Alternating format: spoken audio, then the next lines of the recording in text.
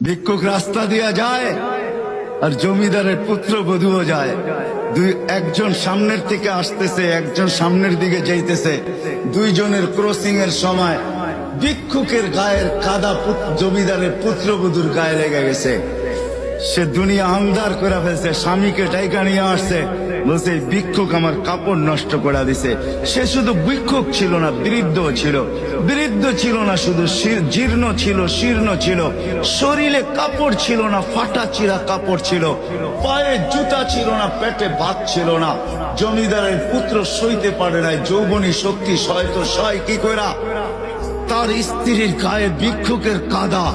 বস সমগ্র শক্তিকে হাতে জমা করা, একত্র করা বৃদ্ধের গালে বসায়।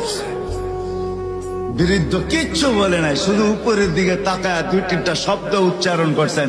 শব্দগুলা হলো ইয়া আল্লাহ।